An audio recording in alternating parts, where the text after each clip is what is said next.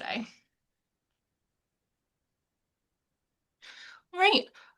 Today we are just going to go through some of these agenda items before we get into our breakout rooms. Well, we will talk about how to actually complete the PIT surveys, but we're going to go over a background and overview of what the PIT count is and who Housing Alliance Delaware is, the 2025 PIT count, an overview of some of the stuff for this year. Mm. We are going to talk about preliminary volunteer assignments today, the materials that you will have when you are doing the pit count, and then the remaining time will be in our survey breakout rooms. So for just a little bit of background, the Delaware COC is a community-based collaborative that ensures a responsive, fair, and just approach to homelessness that strives for housing for all. The PIT count is this annual statewide census count and kind of outreach effort for people experiencing homelessness in our state. And Housing Alliance Delaware is the entity that plans, executes, and reports on Delaware's point in time count on behalf of the COC every single year. The point in time count, again, is a census count outreach effort. It happens every year during the last 10 days of January. And during the pit count, COCs must survey everybody in their area that is considered unsheltered, which means they're sleeping outdoors, in cars, or in other places that people aren't supposed to live or sleep. And anybody who is staying in shelters, including emergency hotel motel rooms, and homeless dedicated transitional housing. COCs are required to have a specific methodology on how they complete the PIT each year to make sure that we are getting the most accurate and reliable information. And our methodology is available on our web page, and you can click on it in the link in the slides when those get sent out if anybody's interested in reviewing those. Why do we do the pit count each year? The pit is super important because it helps us obtain critical information on the number, characteristics, needs, and challenges of people experiencing homelessness in our state. It provides a snapshot of our homeless response system and helps us measure how much progress we're making on preventing and ending homelessness. And it's required. We're required to do it each year to get and keep our federal funding for homeless assistance and affordable housing resources through HUD. Uh, Specifically in Delaware, we use the PIT data to inform legislative policy planning initiatives. We use those numbers to educate and raise awareness about homelessness. We use them to advocate for strategies and solutions to address homelessness. And we use it to support funding applications for dedicated homeless assistance and housing services. And during the 2025 pit count, we had over 100 volunteers participate statewide. We had a total of 19 outdoor teams in all three counties and three youth count specific teams. We visited 15 next day service sites and popular next day locations like day centers and libraries. And we were able to distribute over 500 care bags filled with winter essentials and basic necessities to people who were encountered during the count. For 2025 data, there was 1,585 people experiencing homelessness on the night of the 2025 pit, and that was a 16% increase from 2024's count. 2025 is Delaware's highest recorded pit count of people experiencing homelessness, excluding the COVID-19 years, when there was a lot more shelter available and a lot more people utilizing resources. Out of all of the adults experiencing homelessness that were surveyed on the night of the pit, 44% of them reported living with a disabling condition. 62% of them identified as Black or African American, which is an overrepresentation in the overall population. And 19% were households with children under 18. So those are just some of the key statistics that we pulled out from last year that I think highlight how homelessness is growing in the state of Delaware, and more resources are needed to be able to address that. And these are just some quick snapshots of our volunteers from last year. I always like to give everybody a shout out who participates each year because we can't make the pit count happen without our volunteers. These are all available on our website, on our events page, and there's a ton more, but these were just some of our favorites from last year's count.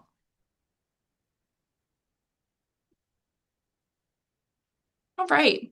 The first count we're going to talk about is the sheltered count, and that is going to be on the evening of Wednesday, 1/28/26. And during the sheltered count, volunteers are stationed at Code Purple sites and other programs like transitional housing or cold weather shelters across the state to survey people as they arrive for shelter that night. Arrival to assigned sites can be between 4 and 9 p.m. And will last about 2 to 3 hours. Specific locations, contacts, times, and more will be provided with by the county leads with your final volunteer assignments. So you will be getting all of those details about your specific assignments when they get sent out. Pit materials are provided on site or directly to designated volunteers through coordination with the county lead. So that'll be me, Amelia, or Sophie, making sure that the materials get to where they need to go the night of. And then anybody who is going to be assigned or is assigned preliminarily to Newcastle County Code Purples, those Code Purple programs are temperature dependent and will only be open the night of the pit if it's below a certain degree. Volunteers will be notified as soon as possible, but no later than the day of the pit if those sites are going to be open. If they won't be open, that you guys will be offered to join the unsheltered count that evening or the service-based counts the following day.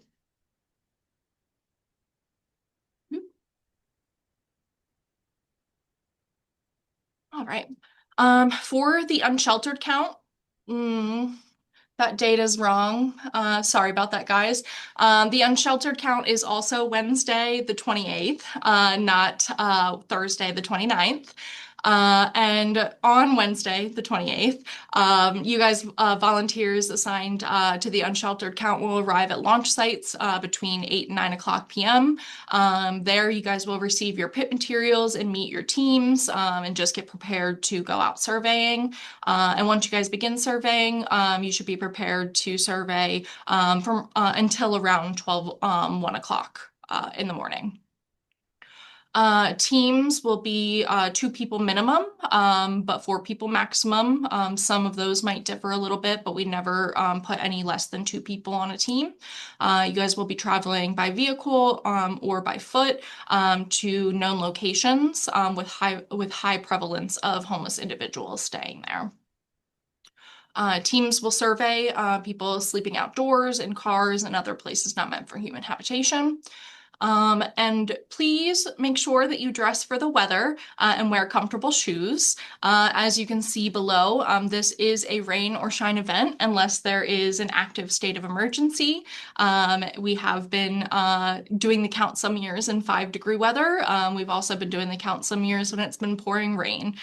So yes, unless we are unable to drive on the roads, we will be doing the count. We also ask that you guys bring your cell phone fully charged. That's so that you're able to communicate with your teams or the county leads if needed. And if there's, in case of emergency, we just want to make sure everybody has their phones with them and that they are charged. A photo ID, usually that's in case you get stopped by police. That has happened once or twice in the last couple of years as people are driving around parking lots and things like that. And then one year, somebody got pulled over on their way home. So it's always good to make sure you have your license. And if anybody has a flashlight that they can bring, we do just ask that you do that. We do supply flashlights, but those are one of those things, the more the merrier. So if anybody has a flashlight that they're willing to bring, please do so. All of the other materials will be provided at the launch site. So surveys and things like that, I'll detail those on a later slide. Also, for the unsheltered count, there's some select agency teams that will be launching from their own sites. Those are approved on a case-by-case basis, and county leads have and will be communicating with those teams directly. So unless you have otherwise communicated with myself, Sophie, or Amelia, everybody will be going to the designated launch site. For the service-based count, and this one is on Thursday, the 29th, volunteers will survey people as they arrive for services at varying statewide sites and at varying times throughout the day. Your arrival time at those sites can be anywhere from 7 a.m. to 12 p.m. And again, all of the specifics for what site you're assigned to, what time you'll be there, who you'll be there with, will be sent out with your final volunteer assignments. But we do have some general times later on slides with the preliminary assignments. And again, the county leads will coordinate with people assigned at those sites to make sure that they receive their materials for that morning. Volunteers will work to identify people who are experiencing homelessness the prior night, but were not surveyed by unsheltered or sheltered teams. So that is going to be something that you guys hear a couple different times today when we were talking about the service-based count, the count that's happening the morning after the pit count. Everybody that you survey based on that needs to have been experiencing homelessness the night before and needs to have not been surveyed. So we're trying to capture anybody who was not captured the night before, and we want to try to minimize the number of duplicate surveys that we receive. Service locations are typically crowded, so volunteers should be mindful to complete surveys with as much privacy as possible. We do some work before the count to try to identify spaces at service sites that are a little more private, like separate rooms and things like that. But some places just don't have them available. So we usually ask that you try to be as private as possible because you will be asking people some personally identifiable information, and we want to try to keep that as protected as possible.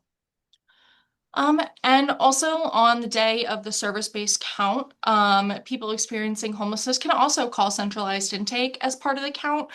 So if they don't want to be surveyed or by a volunteer, but they're still open to answering the questions, they can call in and still be counted.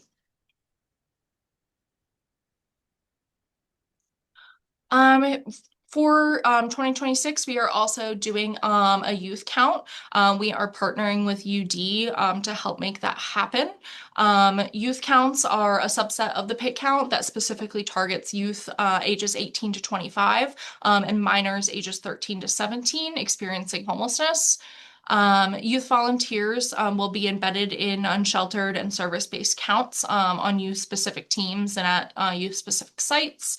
And this is the fifth time the COC has tried to do a youth count as part of the normal pit count. And I don't know if I saw Erin Nescott log on or not. The heck. So she's just going to say a couple words about the youth surveying that UD is doing this year. Yes, thank you. Thanks, Aaron, and thanks to the Housing Alliance for always collaborating on this work. So, as we have the fifth year that we're having the youth count embedded within the pit, we also are very, very close to having an additional youth survey off the ground in a format that we sometimes call snowball sampling. It will go a longer period of time. We are hoping February into March. So, kind of as a follow up, and it is a more extensive, though not too long, survey that will focus specifically on youth, hopefully approved for ages 13 to 24. And that will be administered by youth citizen surveyors. And it's all real time. We're still recruiting surveyors. Those need to be between ages of 18 and 24. And we will be, I can share that information with you. I'll drop the flyer for that call recruiting. And then we will then move into recruiting participants. So relying on a lot of you and your networks to get us in touch with youth who may need to be surveyed. All the youth citizen surveyors have lived experience of homelessness, and then we will be surveying youth who have lived experience of homelessness or housing insecurity, soon to be homeless, recent homelessness, the broader definition, looping in couch surfing, looping in everything. But we, which is different than the point in time, of course. So the youth survey, it's a little different in that it's like a little bit more extensive in looking at those broader situations. But that is why we have that longer period of time frame. So recruiting for both. And I look forward to sharing out when that is officially launched. But for right now, within the point in time, there's a specific subsection. Thankfully, on the data side, we were able to mirror a lot of the questions. So we should be able to aggregate a lot once we have all data later in the spring have a really good picture of the youth experience. So you can reach out to me. I'm going to put my email in the chat and reach out if this is something that you have the capacity and interest in being involved in. And I did see a question from Sue in the chat, asking if the youth count is its own teams. So Sue, the surveys are set up with instructions for anybody to be able to complete the youth survey, and there will be youth surveys provided to all the teams. But there will also be some youth-specific teams going to some youth-specific locations. So it's kind of both so that we can make sure we're getting the most coverage possible. Thank you. Thank you, Erin. All right. For volunteer assignment timelines, today is the 15th, and today you will be getting your preliminary volunteer assignments. Next Wednesday is the volunteer sign up cutoff. Friday, the 23rd, so next Friday, we're aiming to send out our final volunteer assignments. Monday and Tuesday, the week of the count, so the 26th and the 27th, you'll be hearing from your county leads if there's been any changes or updates to assignments if needed. And anybody who is assigned to the Newcastle County Code Purple will hopefully be finding out before then, but then at the latest if those Code Purples will be open and if those assignments will be needed. And then Wednesday and Thursday, the 28th and the 29th, is the actual count. It's big bold there, but please contact your county lead as soon as physically possible. Once you know, if and when you know, you're no longer able to volunteer. The planning for the pick count is very dynamic, and the sooner we know information, the better we can plan around it. And we try to minimize the number of people that we don't know won't be showing up the night of or the next day.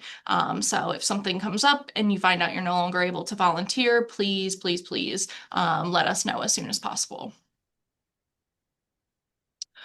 So just some housekeeping before we get into the preliminary assignments.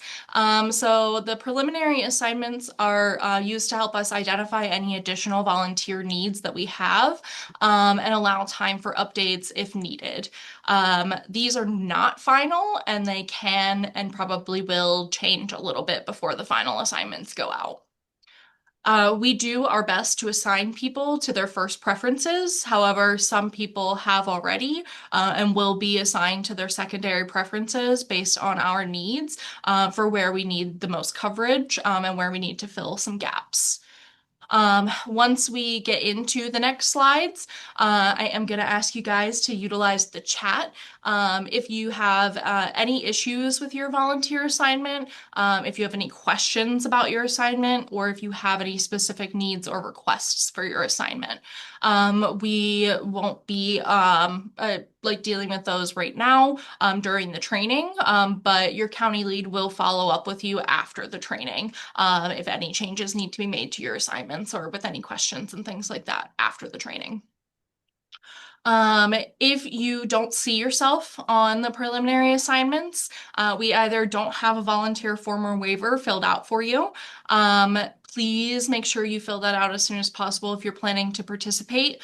We need to know if you're coming, and the waiver is really important as well. The other reason would be if you signed up today, and just haven't had time to assign you yet. So there's going to be a handful of people who filled out that form today, that we just didn't have time to assign before the training. Your final assignments, again, will include the specific assignment details like the address of your launch site or the site that you're going to the next day in Code Purple, what time you will arrive, the contact info for the site, your county lead and your team members, and a couple other details. So you will receive all of that with your final assignments. And with that, I'm going to hand it over to Amelia. Hi, everyone. So Newcastle County is the biggest county in terms of organizing the point in time count.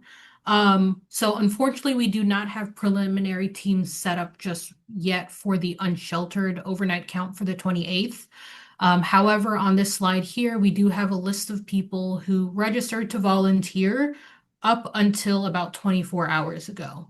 So if you have signed up probably after 3 p.m. yesterday, your name may not be on this list.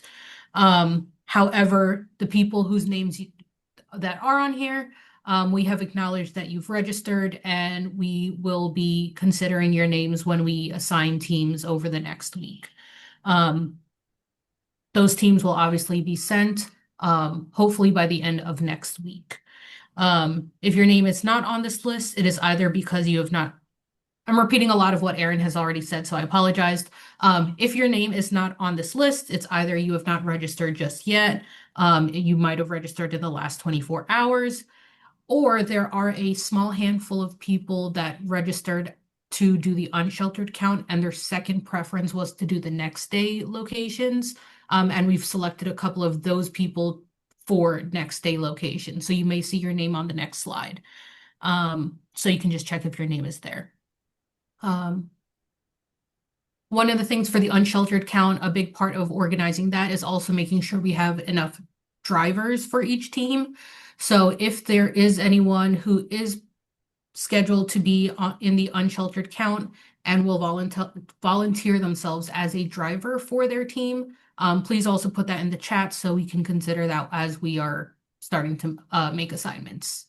My contact information as well as Rachel's information is here, so you could contact either of us with changes, updates, requests relating to assignments. If we spend enough time on this slide, I think, Erin, you can go to the next one. The second slide here is for the sheltered count, which is the Code Purples in Newcastle County that are operated by Friendship House. Erin did already mention this, that Code Purple is not guaranteed to be open on the night of the point in time count. As soon as we find out if it is open, if it will be open the night of the 28th, we will be communicating with volunteers about those assignments and confirming that Code Purple will be open. If they are open, there are locations in Newark, Wilmington, and sometimes Middletown. So the names that you see on here are preliminary assignments to those 3 locations. So again, there is no guarantee for Code Purple or a sheltered count, or this part of the sheltered count for the night of the 28th in Newcastle County. It is heavily dependent on the weather and the temperature. And once we do have a call on if Code Purple will be open in Newcastle County, we will contact the people who were assigned to a Code Purple location. Okay, the next slide, Erin. And here are the preliminary assignments. I'm sorry that this is small. We have a lot of locations. The service-based locations for Newcastle County for the morning of January 29th, so the night after the pit. So we have locations at Horizon House, St. Patrick's Center, the Wilmington Library, the Wilmington Empowerment Center, Newark Empowerment Center, Middletown Empowerment Center, Brandywine Counseling, Lancaster Avenues location, the Bear Library, Impact Life's Recovery Cafe, West End Neighborhood House's Home Base Drop-In Center, and the Woodlawn Library. So those are the confirmed locations that we have for the next morning. We have preliminarily assigned people to some of these locations, and you may see that a couple of these locations are going to be the volunteers happen to also be staff at those locations. So yeah, I'm done here. Again, Erin, if you wanted to move forward, and again, you can put some notes in the chat if anyone has anything that we need to follow up about. All right, thank you, Amelia. If I didn't have it specifically highlighted on those slides, even though their contact information is listed each time, but Amelia is the Newcastle County lead, and Rachel is her co-lead. So for any questions specifically about the Newcastle County assignments, please contact both of them, and you will be hearing from them for anything that was put into the chat today. For Kent County, I have all my teams that I have set out right now on the same slide. I am the county lead for Kent County. My email, my phone number are there. This year we are working on having 5 outdoor teams to cover Kent County with the names listed there. For my county, I have identified all of the drivers for every team. So everybody who is listed at the top row right here that is bolded has already confirmed and agreed to be the driver for their team. So we are set there, thanks to everybody who is helping us out with that this year. On the night of the pit, the 28th, we are also going to be going to 3 different sheltered locations. The first one is People's Community Center at People's Church. That is a Code Purple for about 50 gentlemen that stay there night to night. We will also be going to Code Purple Kent County's Maranatha location, which is a Code Purple for women and children. And then we will also be working to survey at their small transitional housing unit as well. The following morning, we are going to we have 3 confirmed service sites. We are going to be at Hopes and Dreams. We are also going to be at Brandywine Counseling Milford Day Center, and we will have some people going to the Dover Library. I am also working on connecting with Network Connect to see if we can do an AM outdoor team, but that is still being worked on, so that might not pan out, which is why it's listed as TBD. For any of my people, if you have any questions about this or need to make any changes, please put that in the chat and I will follow up with you. There are some people who signed up for the sheltered count in Kent County that we have put at a secondary location in Milford for the sheltered, and I'm gonna hand it over to Sophie to go through those. Thank you so much, Erin.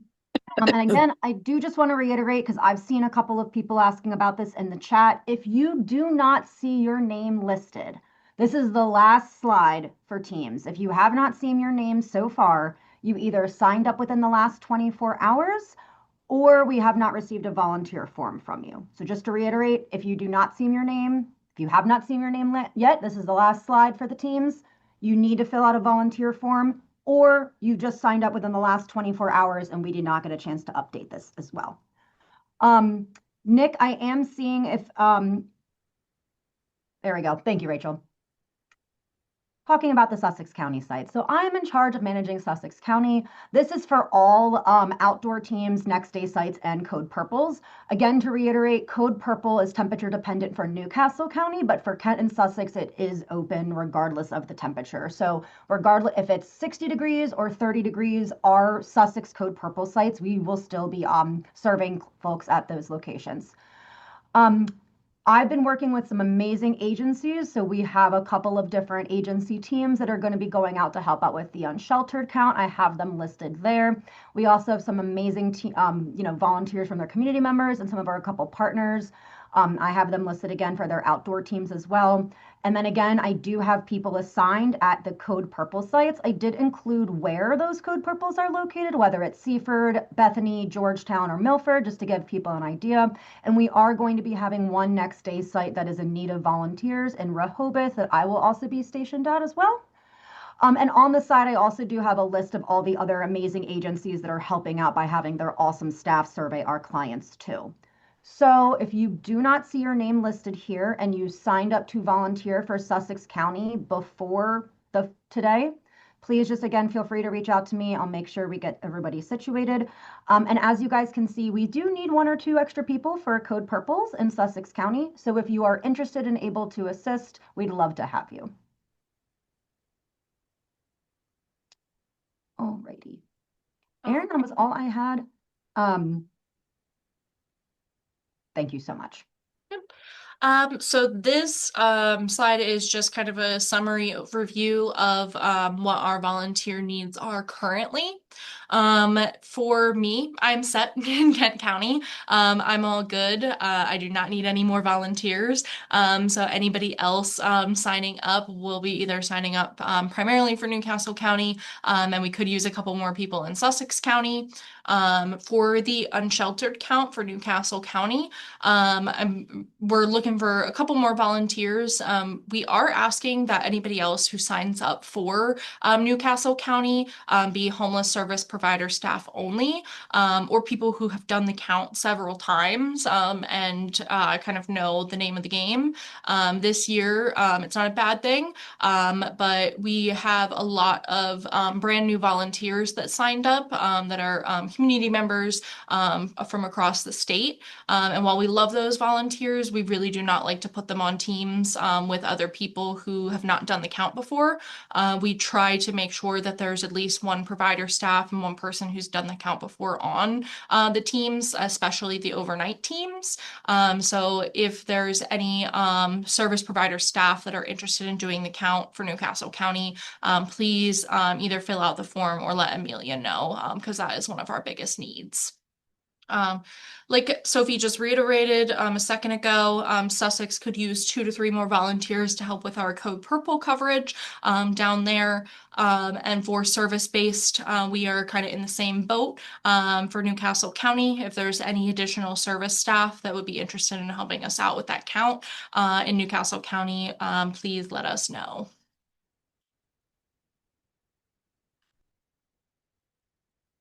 All right. I am going to repeat a lot, but I understand, and I think that that is the only way to learn is repetition. So for some volunteer next steps, please complete your volunteer form and waiver. The link to it is there, and I believe Sophie put it in the chat as well. If you didn't see your name on the preliminary assignments and you're planning to participate, please make sure that you've completed your form by Wednesday of next week. Please put in the chat or contact your county lead after the training. Again, if you're no longer able to volunteer, if you have any specific needs or requests for your assignment, or if you have any questions about your assignment. And then we always encourage everybody to re-review the training materials or share them with any of your staff or fellow volunteers that weren't able to make it today, so that everybody is kind of on the same page and understands what they need to do for the pit count and feel prepared to do so. Oh, my mouse today. For volunteer materials, all volunteers will receive the materials to following materials to do the 2026 pit count. For the unsheltered teams, you'll be getting unsheltered pit surveys and supplemental youth surveys. We'll be providing clipboards and pens. You will also get care bags, which we'll talk about the contents of a little I think on the next slide. You will get flashlights. You will also be receiving maps with volunteer areas that you'll be covering, a list of known locations for those areas, as well as a count/survey guidance document. For the sheltered and service-based count, you'll be receiving a lot of the same materials. We always make sure all the teams, we prioritize care bags for the unsheltered teams first, because people sleeping outdoors or in other places not meant to sleep or live are kind of in the greatest need. And so we will provide care bags to the sheltered and service-based sites as supplies last. What that looks like is as you're surveying at a next day site, you may have less care bags than the amount of people you survey, and that just happens every year unless somebody like Christiana Care, who we're going to talk about on the next slide, wants to come in and donate another lovely chunk of change so that I can order more and make more next year. You guys, I didn't put it on there, but you'll also receive the count and survey guidance too. There's documents for those counts as well. And for the care bags, again, we make these every year on behalf of the COC. It's become one of my favorite parts of the entire count, and we usually try to make sure that they are filled to the brim with pretty much anything I can think of somebody staying outside would need during the winter time. We give care bags to everybody, regardless, everybody who's encountered during the count. We give them a care bag, whether or not they want to take the survey or not. This care bags are not used as like a bargaining chip to get somebody experiencing homelessness to complete the survey. So please don't use them that way. If you are surveying or are coming across somebody who's experiencing homelessness that doesn't want to do it, please still give them a care bag. The point is to get supplies in the hands of people that need them. The deadline to donate for those is tomorrow. There is 2 ways that you can donate to the for the care bags or to the pit count. The first one is the Amazon wish list. There's still some supplies on there that we need and that will ship directly to us. Or you can donate with a credit or debit card through our PayPal link. And I am going to pass it back over to Sophie to talk about our Narcan kits. Thank you so much, Erin. So we've had an amazing partnership with DHSS, I believe, for the last 2 to 3 years, and they've been awesome. They provide opioid rescue kits for our pit count care bags. We are also offering a free Narcan certification training to any interested pit volunteers. So the Narcan training is going to be held next Tuesday from 9 a.m. to 10:30 a.m. If you are interested in attending that training, please email me directly. I will make sure that you get the information for it. And if anybody is interested in hosting this training for their own agency or for their own staff, this is the training in order to be able to safely distribute and let people know how to safely administer the opioid rescue kits. You can reach out to Amos. He's been an amazing partner. He is more than happy to come on site or to do a virtual training for any of these for any agencies as well that would also like to have their staff certified in how to distribute and administer the opioid rescue kits. So it is a really great resource. It's a potentially life-saving resource, and we're really thankful that we are able to have that awesome partnership with them. And again, if anybody has any questions, my email is in the chat. But if you're interested in attending, please go ahead and reach out to me. I'll be sending out that reminder either later today or early tomorrow morning. Thank you. Soph, do you want to go over this one too? Absolutely. So one of our other awesome partnerships that we've had for the last couple of years has been with DPH. They have mobile health units that they are going to have stationed statewide in all 3 counties the morning of Thursday, the 29th, for the pit count. I have each site listed there with their address. So for Newcastle, they'll be at Horizon House. They're going to be at Hopes and Dreams for Kent County, and they're going to be at Higher Ground for Sussex. This is something we strongly encourage for all of our pit volunteers. If you're coming across anybody on the night of Wednesday or even on the morning of Thursday and you are not at one of these sites and they say, I always encourage people, hey, are you in need of any kind of medical services or do you need to connect with somebody to get services? They can head to this site, those listed sites, the following morning on the Thursday, the 29th, to have access with the mobile units.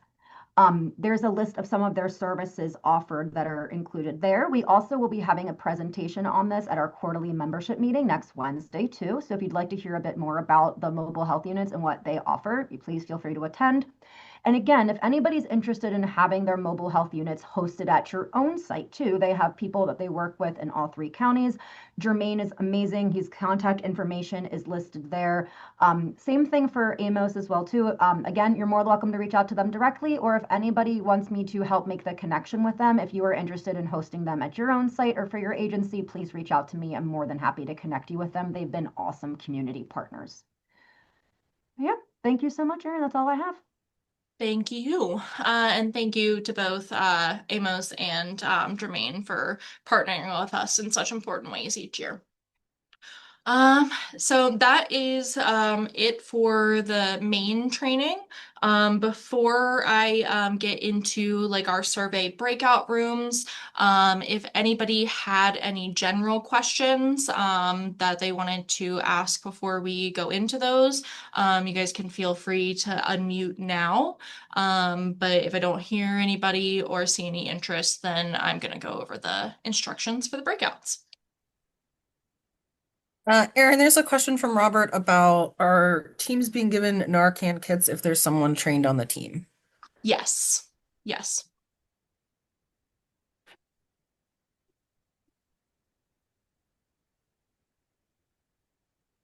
Are there any other questions from anyone or broadly about the information that's been shared? I know that a number of you are looking for your name. We've kind of addressed that and what to, what you can do, and, we'll make sure we get you where you need to be. Anything else? I'm Rachel, not I just hearing want to. anything. So, oh, what were you saying, Soph? All I want to say is I made sure to go ahead and put the direct link to today's slide. So again, I know we went a little quick with those names on those slides, so everybody should have a way to get to those slides. Go ahead and do a once over to make sure check to see if you saw your name listed or not. And if anybody needs me to put that link again in the chat, just let me know. Thank you. Thank you. All right, so now it's time for our breakouts. We are going to have 3 specific breakout rooms for the 3 different types of surveys and counts that are happening. The first one's going to be in the unsheltered room, and that is going to be me and Ms. Shelby Pulse presenting and going over stuff there. So anybody who has signed up for the unsheltered count in any of the 3 counties, please join room 1. Room 2 is going to be the sheltered count with Amelia. And if there's any staff on the call that are surveying at their own shelter or temporary housing sites, this is also the breakout that you should attend. So any Coat Purple staff, any cold weather shelter staff, any staff that's going to be doing the sheltered count should also attend that. And the room 3 is the service-based room, and that it will be with Sophie. Again, any staff that has agreed to survey at their own service sites should attend that breakout, including specific sites. So any agency staff that agreed to survey the morning of the count should attend that room. Sophie is going to open the breakout rooms in just a second. It should pop right up on your screen with the option to select which room you want to go into. Rachel is going to be hanging back in the main room for a couple minutes to help put people in rooms if they don't self-select after a couple minutes. Breakouts will last around 45 minutes. The unsheltered one might last a little bit longer than that. And you're free to go when the breakout room is complete. That will be the end of the training. You're not required to come back into the main room. You can have the rest of your afternoon if you finish early. So Soph, can you go ahead and open those breakout rooms?